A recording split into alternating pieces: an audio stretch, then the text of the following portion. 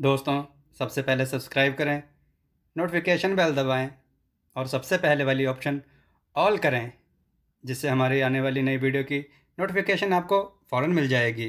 जय श्री राम भक्तों सुबह की वीडियो में जो हमने आपसे प्रश्न पूछा था कि शत्रुघ्न जी के कितने बच्चे हैं, तो उसका उत्तर है शत्रुघ्न जी के 2 बच्चे हैं, जिनका नाम सुबाह तथा भद्रसेन है। भद्रसेन को सूरसेन के नाम से भी जाना जाता है।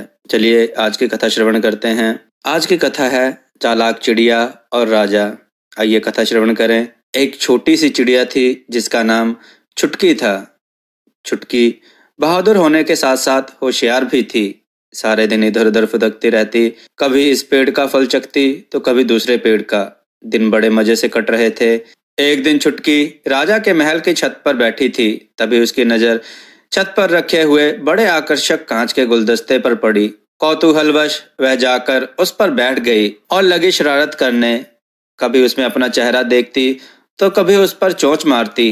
अगले दिन अपनी और भी सहेली चिड़ियों को वहां पर बुला लाई और फिर सबके सब उस कांच के गुलदस्ते पर धमा चौकड़ी मचाने लगे। कुछ देर बाद शोर सुनकर राजा के सैनिक वहां पर आ गए तो सारी चिड़िया डरकर भागने लगी और वह गुलदस्ता धड़ाम से नीचे गिरा और हो गया चकनाचूर।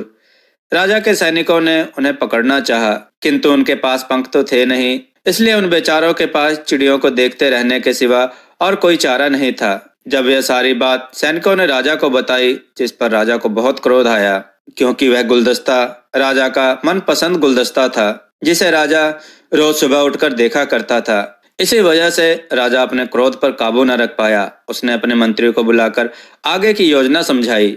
राजा ने अपने राज्य में यह संदेश भिजवा दिया कि अब से कोई भी व्यक्ति चिड़ियों के लिए दाना पानी की व्यवस्था नहीं करेगा, यहाँ तक कि छत पर भी अनाज नहीं रखेगा। यह सब छुटकी सुन रही थी। उसने यह सारी बातें जाकर बाकी चिड़ियों को बता दी। सबको चिंता सताने लगी कि आखिर अब उन्हें भोजन कौन देगा। राजा के डर से सभी ने पक्षियों के लिए दाना पानी डालना बंद कर दिया। चिड़ियाओं ने एक बैठक बुलाई, जिसमें सबसे ज्यादा उम्र की चिड़िया बोली कि चिंता करने की कोई बात नहीं है। हम लोग जंगल में लगे पेड़ों के फलों पर निर्भर रह सकते हैं तथा अपनी भूख मिटा सकते हैं। जब यह बात राजा को पता चली तो उसने जंगल में मजदूर भेज दिए तथा पेड़ों पर से सारे फलों को तोड़ने का आदेश दे दिया। अब सभी पेड़ों के फल तोड़े जाने लगे। जब छुटकी ने देखा इतने सारे फल तोड़े जा रहे हैं तो वह गुस्से से बोली कि इतने सारे फलों को तोड़कर क्या करोगे।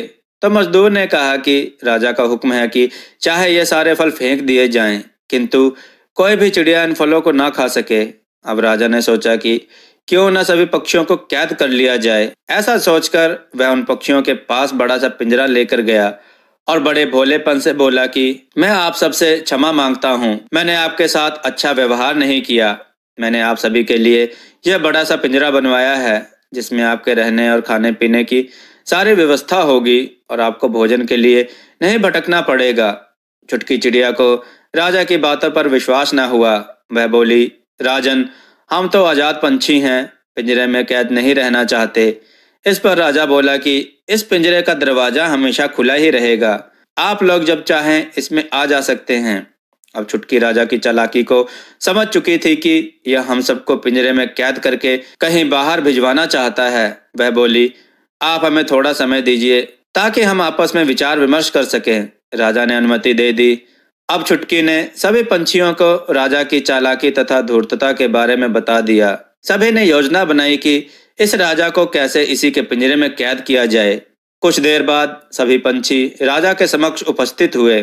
छुटकी ने कहा, महाराज, हमें आपका प्रस्ताव स्वीकार है तथा हम इस पिंजरे में जाने के लिए तैयार हैं, किंतु हम चाहते हैं कि आप एक बार इस पिंजरे में जाकर बताएं ताकि हमें विश्वास हो जाए कि यह पिंजरा हमारे लिए सुरक्षित होगा। राजा को छुटकी की बात सुनकर बड़ा गुस्सा आया, किंतु उसने गुस्से को दबा लिया तथा बोला, हाँ, इसमें कौन सी बड़ी बात है। देखो, मैं स्वयं इस पिंजरे के भीतर जाता हूँ। दरबारियों ने उन्हें रोकने का प्रयास किया, किंतु राजा ने उनकी एक न सुनी। जैसे ही राजा ने पिंजरे में प्रवेश किया, हलचल होते ही खटाक की आवाज के साथ पिंजरे का दरवाजा बंद हो गया। राजा चिल्लाया, अरे कोई बाहर निकालो। पर किसी के पास पिंजरे का ताला खोलने की चाबी तो थी नहीं, क्योंकि योजना तो यह थी कि जब पंछी पिंजरे में बंद हो जाएं तो उन्हें पिंजरे सहित दूर फेंक दिया जाए। इसीलिए ताले की कोई चाबी भी नहीं बनवाई गई थी। अब राजा को बड़ा पछतावा हुआ। उसने सभी चिड़ियों से क्षमा मांगी और सभी चिड़ियों ने चुटकी की खूब प्रशंसा की। दोस्तों, आपको यह कथा कैसी लगी? अपने विचारों सुझाव कमेंट में जरूर दें। हमारी कथाओं को लाइक करें, हमारे चैनल को सब्सक्राइब करना ना भूलें। हमारी कथाओं को शेयर जरूर करें जिससे लोगों को अच्छा ज्ञान प्राप्त हो। दोस्तों, हमने पावन कथाएं नाम का चैनल बनाया हुआ है जिस पर हम अब एनिमेटेड वीडियो डालेंगे, जिसका लिंक डिस्क्रिप्शन में दिया गया है। आप उसको सब्सक्राइब करके हमारी कथाओं को देखें और अपना प्यार दें। जय श्री राम भक्तों।